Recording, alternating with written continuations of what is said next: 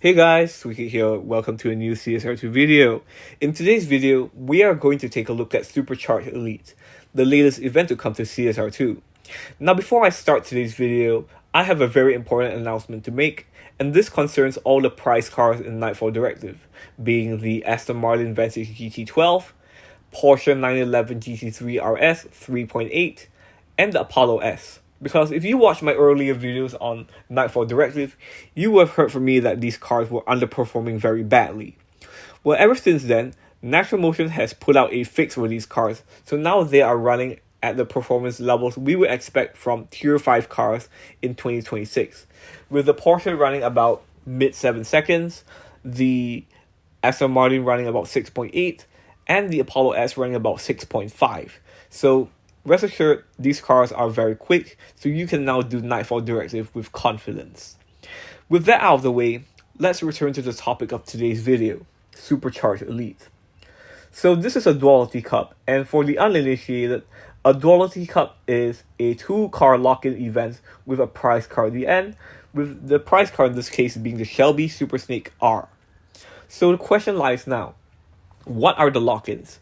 Well, the lock-ins are interchangeable, and they are the Shelby Super Snake and the Ford Mustang GTD. I'll go over each car individually so you know what to expect from each of them. Starting off with the Shelby Super Snake. First of all, this is the newer 2024 version. If you have the older Elite Tuners eligible version of the Super Snake, unfortunately that won't be eligible, so you will need the 2024 version. Now, this car was a former crew championship prize. If your crew hit 20 million RP for the car, this would have been awarded. Or not, if you didn't hit 20 million RP, don't worry, because this car was also available as a past Prestige Cup car, which is where mine came from.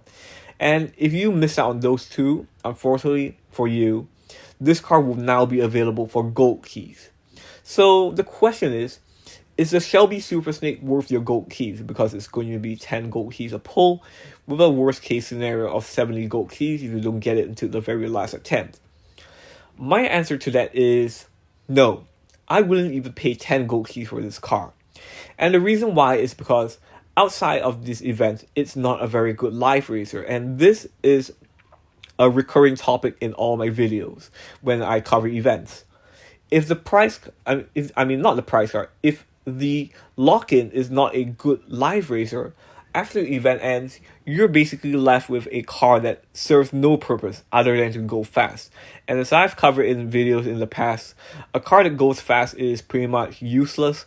What matters the most is a car's usability in live races, and the Super Snake just doesn't offer that utility. So as a result, I would say if you don't have the Super Snake, this event is worth a pass. But that also applies to lock-in 2, as a heads up, the Mustang GTD by Ford. So the Mustang GTD has been a paid car all the way. It first appeared in a Ford performance event with the Ford GT Mark IV, with this being one of the lock-ins.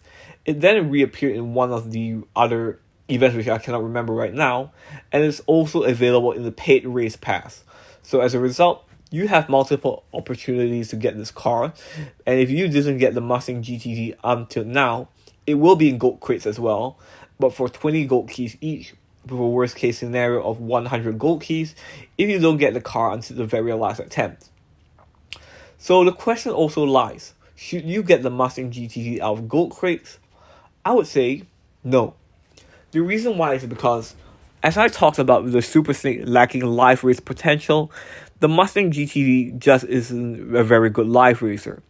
If you want my opinion on it, I find it very mediocre, because this car needs stage 6 transmission, body and tires to excel.